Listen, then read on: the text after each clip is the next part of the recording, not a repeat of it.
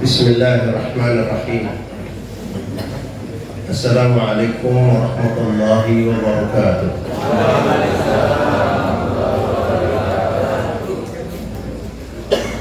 Alhamdulillah hamdan katsiran tayyiban mubarakan fi kama amara rabbuna yarda.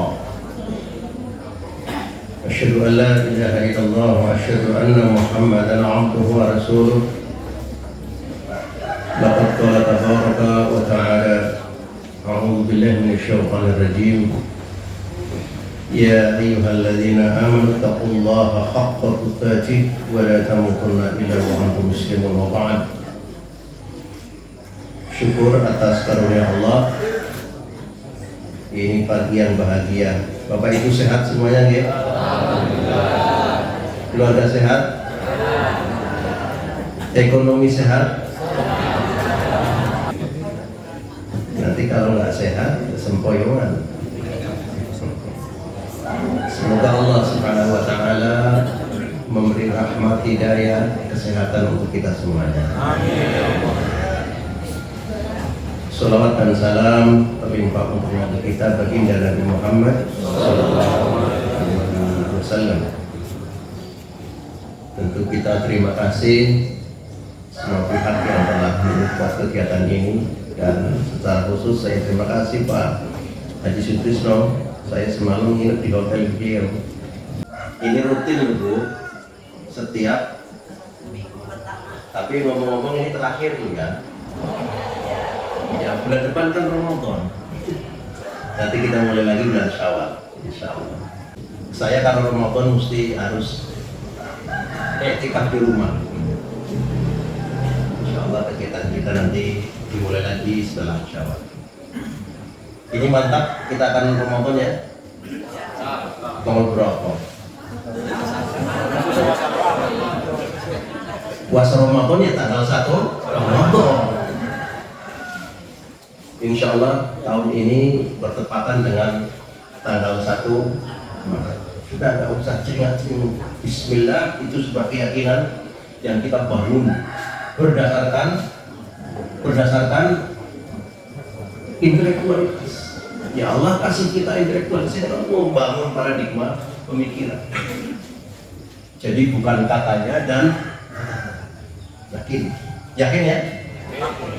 Biasakan gitu, kita harus punya keyakinan yang kuat. Insya Allah tahun ini kita uji coba menggunakan kalender Hijriah global tunggal. Baru ini dicoba tahun ini. Nanti akan diikuti oleh 60 negara di dunia ini. Di ASEAN belum satu pun negara yang ikut kecuali hanya Muhammadiyah. Dan Muhammadiyah itu pelopor. Jadi menjadi muhsin, pelopor kebaikan. Pelopor kebaikan ini termasuk salah satu indikator Al-Mustafa, hamba-hamba yang terpilih. Orang berbuat baik itu karena 3 kategori. Siji, kegawa kanca. Tahu gawa kanca itu namanya? Ya temen berbuat baik, ikut aja, itu ngalir, ikut lah. Yang kedua, karena kesirian, kancanya hidup. Tetapi yang ketiga adalah menjadi inisiator. Dia memang pelopor kebaikan. Mau temannya berbuat baik apa tidak, mau ada yang berbuat baik apa tidak, tidak peduli. Dia memang dalam hatinya ingin berbuat kebaikan. Nah ini indikator. Jadi kalau kita semuanya telah muncul dalam diri kita keinginan untuk berbuat baik, meskipun orang lain tidak berbuat baik, itu namanya muhsin. Dan muhsin itu adalah ciri hamba-hamba yang terpilih oleh Allah Subhanahu wa Ta'ala. Muhammadiyah mendorong agar setiap insan tampil menjadi pelopor kebaikan. Itulah sifatnya di situ bedanya. Semoga apa yang kita lakukan ini terus dalam rangka mengembangkan dakwah kita meraih ridha Allah Subhanahu. Bapak Ibu yang dirahmati Allah, kajian subuh ini kajian rutin dengan tema yang rutin. Pagi ini kita akan membahas surat Al-An'am ayat 151. Jadi yang punya HP, HP-nya disetting ada Al-Qur'annya, dibuka Al-Qur'an. Nanti di surat Al-An'am ayat 151. Itu namanya pesan-pesan religi. Jadi Allah Subhanahu wa taala memesan kepada kita beberapa pesan yang sangat penting. A'udzu billahi minasyaitonir rajim. Ini pesan Allah. Qul ta'alu atlu ma harrama rabbukum 'alaikum alla tusyriku bihi syai'a. 1. Wa bil walidaini ihsana. 2. Wa la taqtulu awladakum min imlaq. 3. Nahnu narzuqukum wa iyyakum. Ini jawaban Allah. Wala taqrabul fawahish ma dhahara minha wa ma batan. Wala taqtulun nafsal lati harrama Allah illa bil haqq. 5. Pesannya banyak sekali. Dzalikum wasaqum bihi la'allakum ta'qilun. 5 pesan Allah ini kalau dikupas itu bisa 5 kali mata kuliah. 1 mata kuliah itu 1,5 jam. Berarti kalau 5 kali mata kuliah berapa berarti? 7 jam. Kita hanya akan rampungkan serampungnya. Yang pertama apa pesan Allah? Qul, wahai Muhammad, sampaikan kepada umatmu apa? Ta'alau. Ayo bersama-sama kita membaca pesan-pesan Allah. Nah, kita ini kan umat Muhammad, betul? Jadi kita diwajibkan untuk membaca pesan-pesan Allah dalam Al-Qur'an Al-Karim. Di antaranya ayat ini. Apa yang Allah pesankan kepada kita? Alla tusyriku bihi syai'a. Nah, ini bahwa pesan yang pertama Allah itu wanti-wanti, poma di poma, pepujuknya. Apalah? Dimanapun dalam keadaan apapun, alla tusyriku bihi syai'a. Jangan sampai menyekutukan Allah. Ini bahasa santrinya syirik kepada Allah. Jadi begini Bapak Ibu, bahasa syirik ini diuraikan dalam sebuah hadis sahih, di mana hadis ini berlaku untuk seluruh nabi, bukan hanya Nabi Muhammad. Seluruh aturan Rasul menggunakan aturan itu. Apa itu syirik? Syirik itu digambarkan oleh Allah seperti seorang juragan yang membeli budak. Ini di zaman dulu. Dia beli budak untuk membantu pekerjaan-pekerjaan majikannya. Apa kata majikan? Ini perumpamaan kan? Ya abdi, hada dari wa hada amali. Wahai budakku, wahai pembantuku lah di zaman sekarang. Ini rumahku, ini seluruh pekerjaanku. Fa'mal, lakukan perintahku, wa adzi ilayya. Nanti di akhirnya kamu laporan ke saya. Sudah kau bersihkan rumahnya? Sudah kau kerjakan pekerjaannya atau belum? Wa adzi ilayya. Jika ada hasilnya serahkan kepada. Wajar dong? Wajar atau tidak, Bu? Wajar. Majikan perintah kalau pembantunya kerja. Memang begitu. Dan seorang pembantu yang loyal, dia pasti akan sami'na wa siap majikan, saya akan laporkan ke bapak, ke ibu. Kalau nanti rumah sudah beres, pekerjaan sudah beres, hasilnya saya serahkan kepada. Nah, seorang hamba yang setia itu begitu kepada majikannya. Itu namanya sami'na wa ata'na. Itu muttaqun. Berbeda dengan hamba yang balelo. Berbeda dengan pembantu yang balelo. Bagaimana kata hadis itu? Ketika majikannya perintah kepada pembantunya, kepada pegawainya supaya mengerjakan seluruh pekerjaannya, malah orang laporan kalau majikannya. Orang tahu laporan, kemudian hasil pekerjaannya dikasihkan kepada orang lain. Kira-kira kalau punya pembantu, punya pegawai begitu, kira-kira dipertahankan apa dipecat? Nah, sama Allah Subhanahu wa Ta'ala sudah memberikan segala-galanya untuk kita, dari mulai ruh gratis. Ada yang membayar ruh pada Allah? Coba kalau itu ada pajaknya, kira-kira berapa pajak ruh kita? Allah kasih hidup sehat, rezeki tanpa terputus. Kalau kita harus membayar itu berapa kira-kira bayarnya? Allah hanya perintah, wa'bud rabbah, cukup sembahlah Allah, beribadah kepada Allah.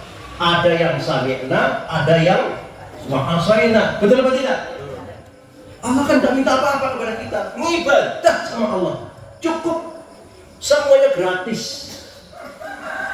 Makan pagi gratis, betul? Nah itu kurang apa? Teh manis, teh pahit, kopi manis, kopi pahit gratis. Bayar apa gratis ini? Kurang apa jajan? Kurang apa? Allah menggratiskan kepada kita. Apa kompensasinya? Sembahlah Allah. Ternyata ada yang sami'na, ada yang wa'asaina. Nah, yang sami'na itu namanya muttaqun, yang wa'asaina balelo namanya musyrik. Itu loh. Jadi syirik itu adalah orang yang balelo, karena dia lebih suka mengutamakan kepada yang lain. Nah, kalau jenengan punya pegawai kok begitu, itu mau dipertahankan berapa lama? Nah, untung Allah tidak mematikan kita sepanjang-panjang lah. Punya hamba seperti ini buat apa? Tempatnya ini baik. Sah apa tidak? Sah. Allah punya kuasa kok. Tapi Allah kasih kesempatan, belum taubat. Itulah. Jadi syirik itu bukan sekedar nyembah berhala, bukan. Syirik itu masalah kesetiaan. Orang yang tidak setia kepada Allah itu sebenarnya musyrik, Pak. Karena Allah hanya butuh kesetiaan. Malah setianya maling iblis. Betul apa tidak? Setianya maling setan. Betul apa tidak? Tahu iblisnya nyawanya? Oh, biasa apa? Sunatnya dong iblisnya. Iblisnya. Nah, kita maknai syirik itu sebenarnya adalah satu perbuatan yang mengalahkan perintah Allah Subhanahu wa ta'ala. Ini dosa besar. Innallaha la yaghfiru ayyushraka bihi wa yaghfiru ma duna dzalika liman yasha. Yang terlibat dalam dosa syirik, Allah tidak akan mau mengampuninya. Alhamdulillah. Jadi ada dosa yang Allah tidak mau mengampuni, apa? Syirik. Padahal syirik terkait dengan kesetiaan, dengan loyalitas. Orang yang tidak loyal kepada Allah dianggap syirik. Jangan-jangan itu yang terjadi. Alhamdulillah. Nah, para ulama memang membagi syirik itu ada dua. Ada syirik akbar, ada syirik asghar. Tetapi besar kecil ya tetap dosa syirik. Inilah kehebatan Muhammadiyah di sini.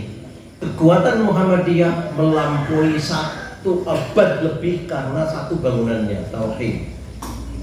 Di Muhammadiyah ini harus tercipta kesetiaan kepada Allah Subhanahu wa ta'ala. Bukan kembali-lewat. Itu kekuatannya di situ. Jadi ada rahasia-rahasia. Bisa hebat ya Muhammadiyah, ya karena memang dibangun atas dasar tauhid. Maka dalam risalah Islam Berkemajuan, tauhid juga menjadi landasan yang paling utama. Islam yang berdasarkan tauhid itu yang pertama. Yang kedua, Islam yang merujuk kepada Quran dan hadis. Yang ketiga, saya ulangi lagi, Islam yang mempunyai tajdid, punya inisiatif untuk pembaharuan. Kemudian yang keempat, Islam yang wasatiyah, Islam yang memang bukan garis keras, tapi Islam yang di tengah-tengah. Dan yang terakhir, Islam yang rahmah, membawa kabar gembira. Jadi menggembirakan itu risalah Islam berkembang. Nah, kajian kita pagi ini adalah kajian paling pangkal karena itu Islam yang bertauhid. Nah, pesan Allah Subhanahu wa taala yang pertama dalam ayat ini apa Bu? Pesannya apa? Jangan syirik kepada Allah Subhanahu wa taala. Sebab dosa itu dosa yang tidak terampuni. Jadi orang mati itu nanti sadar atau tidak sadar akan membawa dua dosa. Satu dosa-dosa besar, di antaranya syirik, dan yang lain dosa kecil. Mana yang diampuni oleh Allah? Yang kecil-kecil. Sing syirik tidak akan diampuni oleh Allah kalau sampai mati membawa itu. Dosa besar ini harus taubat sebelum mati. Itulah perintah Allah dengan istaghfiru rabbakum, banyak beristighfar. Tubu ilallahi taubatan nasuha, itu dalam rangka membuang dosa-dosa besar jangan sampai terbawa mati. Sebab kalau sudah terbawa mati membawa syirik, Allah tidak akan ampuni. Na'udzubillah. Na'udzubillah. Jadi banyak istighfar. Istighfar itu minangka membersihkan dosa. Dan dosa besar itu harus bertaubat kepada Allah. Ada statement taubatnya, pernyataan taubatnya. Syukur-syukur ada sholat taubatnya. Karena termasuk salah satu sunnah yang masih sering diabaikan adalah sunnah taubat. Jadi kalau ada orang berdosa, dia bertobat kepada Allah, disunnahkan supaya melaksanakan sholat taubat. Sudah berapa kali Bapak Ibu sholat taubat? Istighfar sering, tapi sunnah belum terlaksana. Ke depan kita canangkan bahwa sunnah juga dilakukan. Nah, inilah pesan Allah yang pertama. Alla tusyriku bihi syai'an. Jangan pernah terlibat dalam dosa syirik. Itu dosa yang sangat mengerikan bagi Allah Subhanahu wa taala dan bagi kita semuanya. Pesan yang kedua, wabil walidaini ihsana. Nah, ini penting ini. Kebetulan ini ada anak-anak sekolah semuanya. Ini pesannya anak-anak. Pesan ini pesan Al-Quran, pesan Allah. Anak-anak kita harus tunduk bakti terhadap orang tua. Siap anak-anak? Siap atau tidak? Ingat-ingat, ridallah fi ridal walidain wa suhtullah fi suhtil walidain. Ridhonya Allah tergantung ridhonya orang tua, dan marahnya Allah juga tergantung marahnya orang tua. Nah, ini sekarang ini banyak orang tua ngeluh. Nah, ini menjadi anak kalau ingin sukses,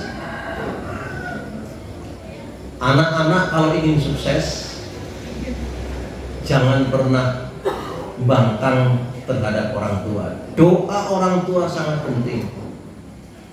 Mari kita lihat Ustadz muda yang sukses siapa? Adi Hidayat. Bagaimana Adi Hidayat memposisikan orang tua?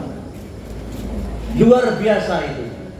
Mas Adi itu terhadap orang tua itu sangat luar biasa. Kita kalah barangkali. Hormatnya minta ampun kepada orang tua. Sukses. Karena setiap ucapan orang tua bisa menjadi doa untuk anak-anaknya. Ibaratnya ibunya Mas Aji ini, bapaknya udah meninggal, baru ngomong tok, itulah bagus, langsung Mas Adi mencarikan barang itu. Karena penghormatannya anak kepada orang tua.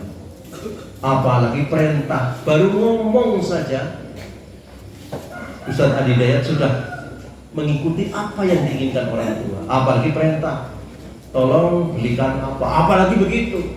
Nah, kadang-kadang anak-anak kita ini kurang, betul apa tidak anak-anak? Mulai sekarang canangkan kalau Anda ingin sukses, hormati orang. Ini penting. Dan hampir semua orang sukses ternyata bakti dengan orang tua. Wabil walidaini ihsan. Ini penting sekali masalah ini. Karena posisi orang tua itu di bawah Allah dalam hal masalah harga diri. Marahnya Allah karena marahnya orang tua. Ridhonya Allah juga karena ridhonya orang. Salah satu etika yang Rasulullah sampaikan kepada anak-anak, jika ada orang tuamu sedang duduk seperti ini, anaknya lewat di depan dengan ngagelang saja. Tahu ngagelang namanya? Ngegeleng. Apa kata Nabi? Itu bagian dari durhakamu kepada orang tua. Ini penting anak-anak. Jadi kalau ada bapak ibu sedang duduk begini, kalau kita berjalan ngegeleng di depan orang tua, itu bagian daripada durhakamu kepada orang tua. Lalu harus bagaimana? Harus nunduk. Itu perintah. Seperti sekarang yang saya lupa, harus begitu dengan orang tua. Oh, padahal anak-anak kita sekarang kayak apa dengan orang tua? Ini anak-anakku dengarkan apa tidak ini? Hah? Itu baru satu sikap. Begitu hormatnya anak kepada orang tua. Ada suatu kisah, ini kisah. Nanti jangan kalau tidak percaya dibaca di kitab Riyadhus Shalihin, babnya bab ihdharun niyah. Seorang kisah ini.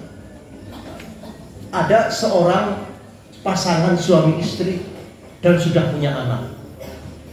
Dari kecil sampai dia berumah tangga, hormatnya kepada anak, kepada orang tuanya luar biasa. Kebetulan orang tuanya hidup sama anaknya. Dia mengatakan, ya Allah, sepanjang hidupku aku belum pernah akan makan sebelum orang tuaku makan. Ada nggak di dia kayak gitu? Ayat enggak? Kaya.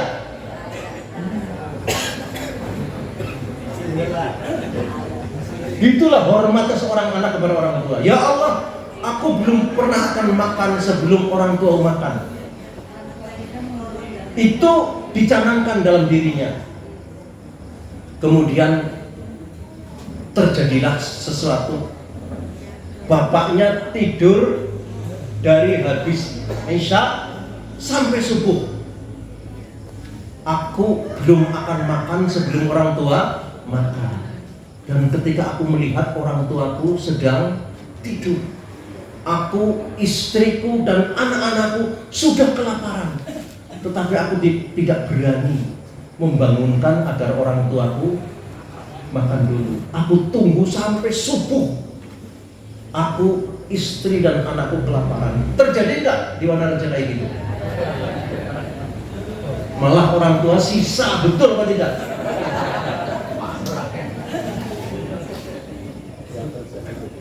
Inilah penghormatan seorang anak kepada orang tua. Dan itu ia lakukan sepanjang hidupnya, bayangkan. Sampai orang tua wafat. Nah, suatu ketika orang ini dalam keadaan musibah, terkena musibah. Dia berdoa, ya Allah, saya sedang terkena musibah. Jika amal solehku, baktiku untuk orang tua yang sudah aku lakukan selama ini menjadi amal soleh, tolong ya Allah, saya selamatkan dari musibah ini. Apa jawabannya? Langsung diselamatkan orang itu dari musibah. Kehebatannya bakti kepada orang tua. Jadi ini penting Bapak Ibu sekalian, terutama anak-anakku. Berlatihlah dari sekarang kita menjadi anak yang baik. Apa ciri-cirinya? Bakti dengan orang tua. Suatu ketika kita juga akan jadi orang tua. Betul apa tidak Pak? Jangan ngenes. Tahu ngenes? Jangan sedih kalau ternyata anakku tidak bakti kepadaku. Mungkin karena aku juga tidak bakti kepada orang. Betul apa tidak? Ini juga menjadi satu renungan bagi kita sebagai anak sekaligus orang tua. Timbal baliknya. Wah, ini kajian di kota. Saya sedang membaca kitab namanya Adabul Mufrad. Itu kitab bercerita tentang adab dan akhlak. Bab bakti orang tua itu sudah 2 bulan belum selesai. Hanya bakti kepada orang tua. Panjang sekali. Itu Imam Bukhari mengutip hadis sahihnya tentang bagaimana berbaktinya kepada orang tua. Sampel lagi, Abu Hurairah. Pernah dengar Abu Hurairah? Siapa itu Abu Hurairah? Seorang perawi hadis sahabat Nabi. Apa kata Abu Hurairah? Seluruh hidupku aku baktikan kepada Allah dan untuk orang tuaku. Suatu saat, karena Abu Hurairah kan merantau di kota, di Madinah, dia pulang kampung ingin bertemu dengan orang tuanya. Masih jauh dari rumahnya sudah mengatakan, wahai ibuku aku datang, wahai ibuku aku datang. Ada nggak anak yang pulang begitu? Ada apa tidak? Hah? Masuk rumah aja bladas bludus no. Betul apa tidak? Itulah Abu Hurairah.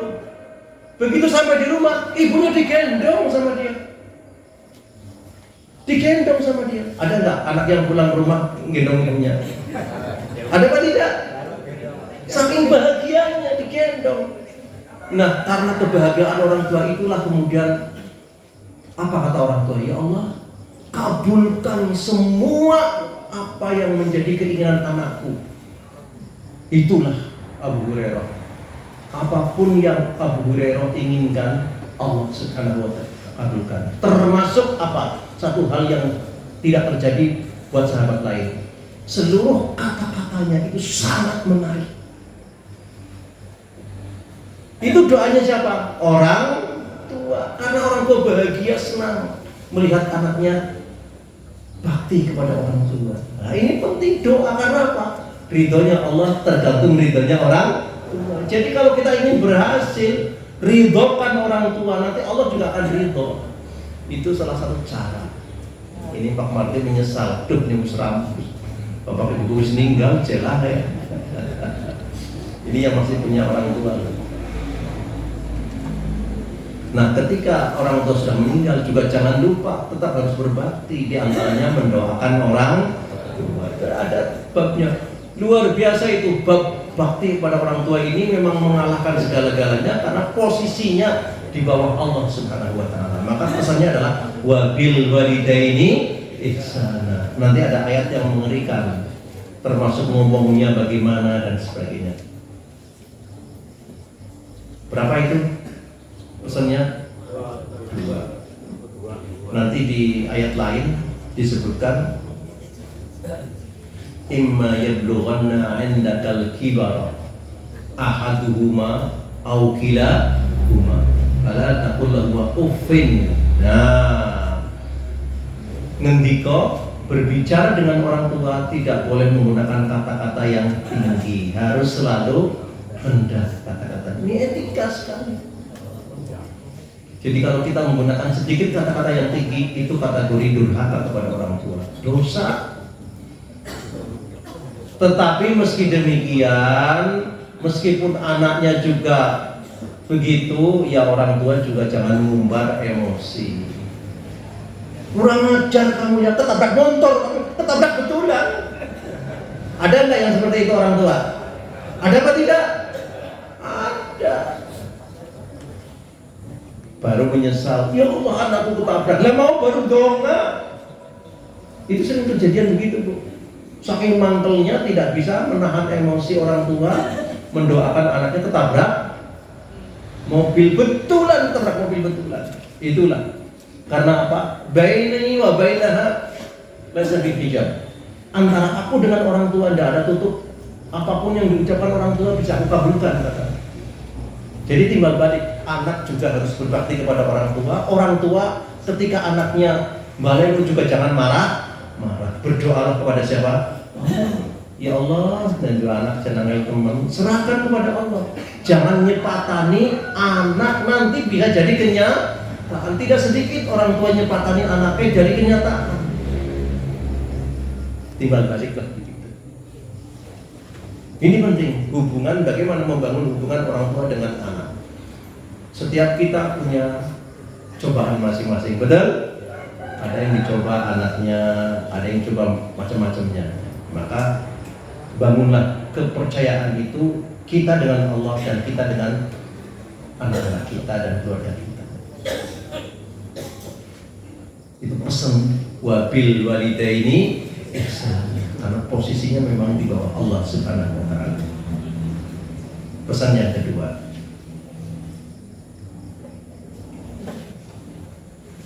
pesan yang ketiga, wala taqtulu auladakum min imlaq, nahnu narzuqukum wa iyyahum. Ini pesan sejak abad ke-6 Masehi. Sekarang sudah abad ke-21 Masehi. Jadi sudah berapa abad ini pesannya lamanya? 14 abad lebih. Apa pesan Allah?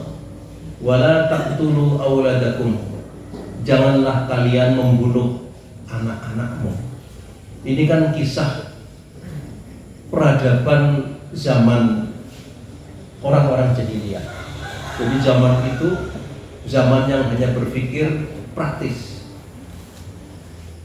Kalau sekarang kan banyak anak banyak beban.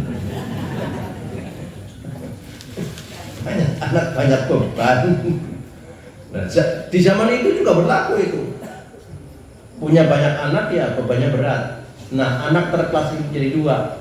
Ya kalau laki-laki enak, kalau perempuan lebih repot lagi. Nah, karena zaman itu zaman orang-orang berpikir jahiliyah, orang hanya mengutamakan kaum laki-laki, maka kaum perempuan tidak ada harganya. Begitu keluar, tahu keluarnya, wah perempuan ini sudah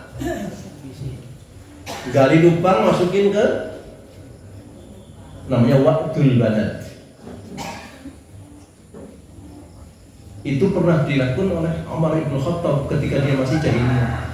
Sadis sekali itu. Jadi anak perempuan itu tidak ada gunanya di zaman orang-orang jahiliyah.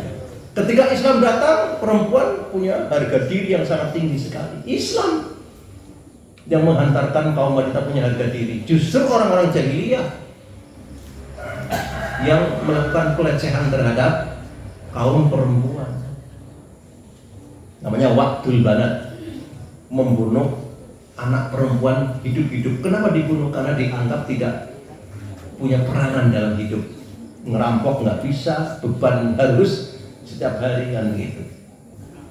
Nah, kalau ayatnya secara umum, jangan kamu membunuh anak-anakmu karena takut kelaparan. Ternyata konsep ini juga hampir terjadi di setiap negara. Maka ketika ada program keluarga berencana, nah itu ya, ini kan sempat geger, betul atau tidak?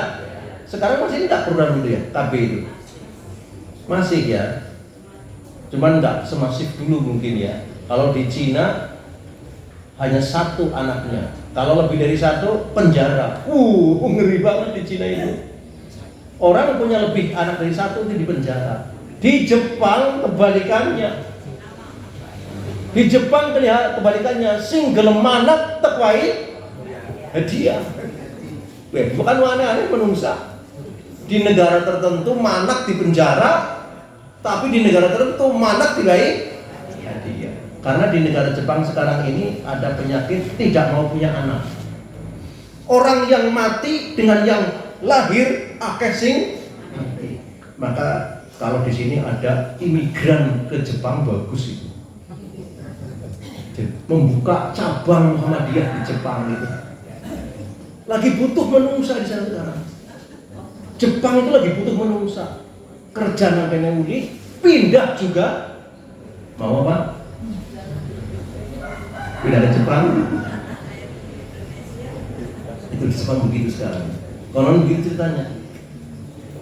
Nah kalau di Indonesia ini penduduknya keempat. Dulu ada program apa? Keluarga berencana. Dalam Islam ada dua kategori. KB yang diharamkan dengan KB yang diperbolehkan. Ini dalam Majma' al-Islam al-Alami. Jadi semacam diskusi Islam internasional.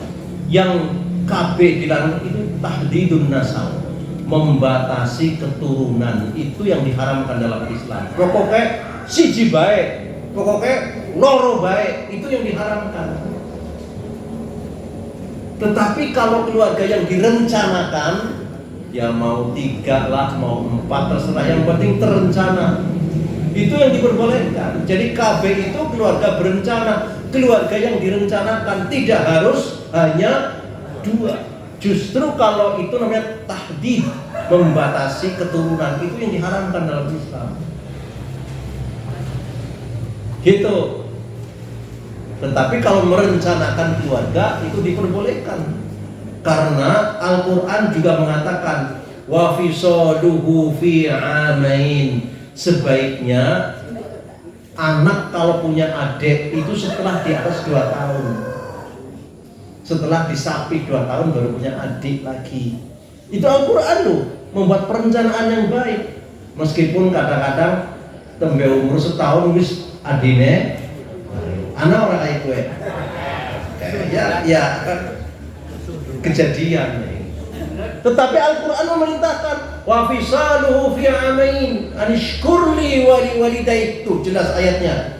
Sebaiknya setiap 2 tahun baru diprogramkan punya anak lagi. Biarkan 2 tahun ini ngurusi bayinya dulu. Setelah 2 tahun dipisah sapi, punya program lagi, punya program lagi. Begitu cara. Al-Quran juga menata dengan bagus. Anishkurli wali walidayk wa ilayil masir. Itulah bagian syukur kita kepada Allah dan kepada orang tua. Tuh lagi-lagi Allah orang tua, Allah orang tua. Memang posisi orang tua di bawah Allah subhanahu wa ta'ala. Nah ini penting. Nah di sini jangan sampai membunuh anakmu karena takut. Beda kalau kita banyak anak banyak beban, banyak anak banyak rezeki. Di sini malah jangan sampai membunuh anakmu karena takut melarang. Nahnu narzuqukum wa iyyahum, ya betul bahwa Allah kasih jatah. Tidak ada satu bayi keluar pun yang tidak ada jatahnya. Betul atau tidak? Itu sudah janji Allah, ada jatahnya. Tapi kalau ingin kaya ya harus kerja keras. Jadi jangan kemudian sudahlah yang penting banyak anak nanti kan rezekinya banyak. Ya belum tentu.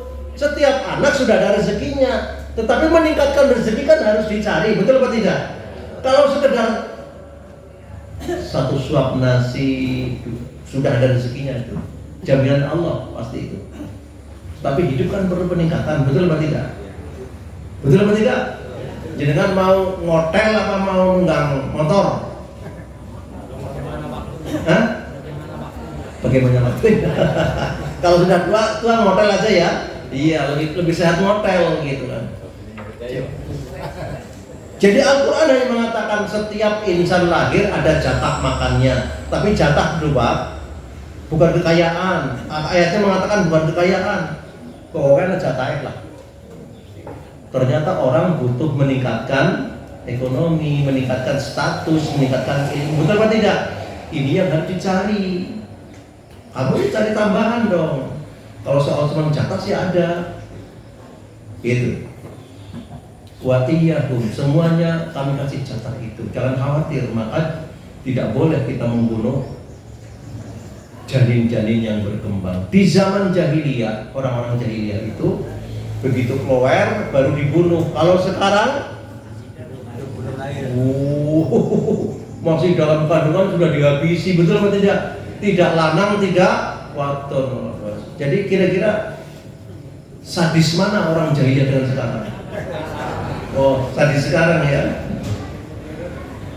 Itulah namanya jahiliyah modern, sadis ternyata kita.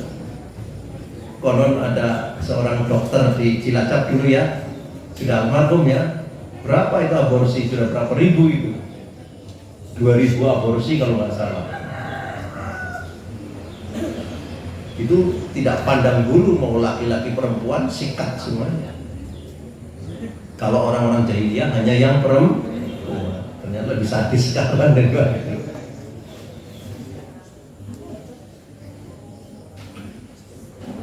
Tiga dari 5 pesan Allah Subhanahu wa Ta'ala. Ini dulu.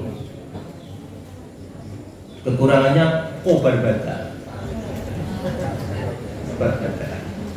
Karena 5 ya, ini baru 3. Kekurangannya insya Allah. Yang pertama, pesan Allah apa? Jangan terlibat dosa syirik, dosa besar. Hati-hati itu. Yang kedua, kepada orang tua harus berbakti. Wajib itu. Meskipun sekarang sedang krisis itu.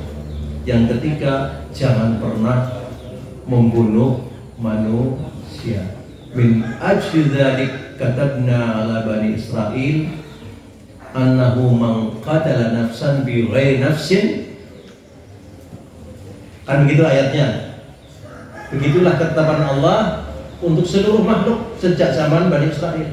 Maka barang siapa yang membunuh satu orang saja, diibaratkan membunuh semua orang. Bayangkan, membunuh satu orang dianggap membunuh semua orang. Tetapi kebalikannya, paman ahyaha, yang menghidupkan satu orang dianggap menghidupkan semua umat manusia. Nah, itulah kehebatan aturan Allah Subhanahu wa Ta'ala. Mudah-mudahan ini